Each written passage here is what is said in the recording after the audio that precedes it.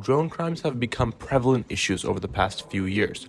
Drones may be used to transport contraband, such as weapons or illicit substances, and drones have been used in illegal surveillance instances.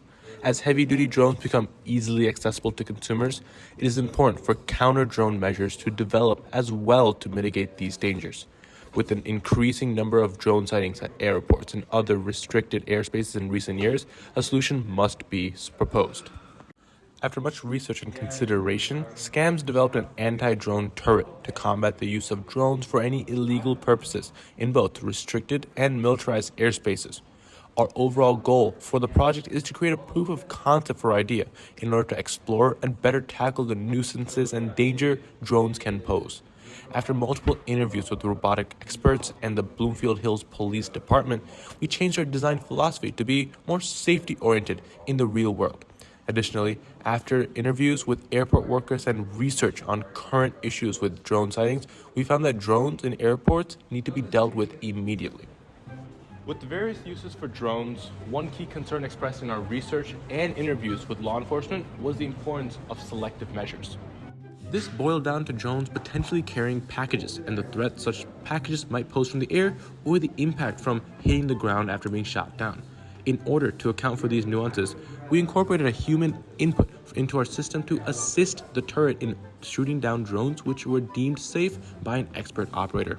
Building this in allows more flexibility and increases the scenarios where a turret can be useful and effective. Humans are much more adept at considering external factors like public presence in an area or the possible contents of the package the CV model detects on the drone at this stage. Such considerations wouldn't be optimized or accurate enough for a CV model to make, which would possibly put lives at risk.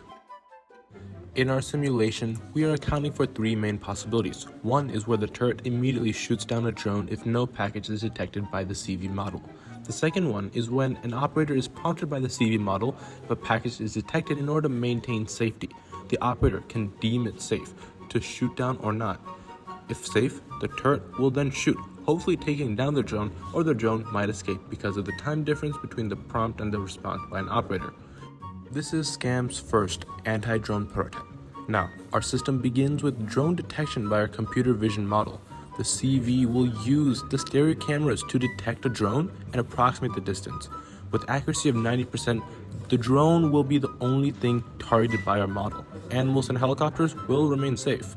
Then, information is sent to the Arduino to control and to reposition the turret to adequately aim at the drone. Once the computer vision model confirms the drone is accurately being aimed at and the turret is ready to fire, the Arduino will relay a signal to trigger the firing mechanism and shoot at the drone. It will shoot water to ensure no collateral damage on bystanders, but pressurized enough to hit a drone and take it out before it causes any more damage, nuisance, or poses any danger to anyone. Go. The project has reached a stage where prototypes with the computer vision model can identify drones at a distance with high accuracy, supported by realistic simulations for operator assistance. Future goals include enhancing the drone differentiation and expanding the simulation and improving the turret's targeting system, all aimed at making the airspace safer.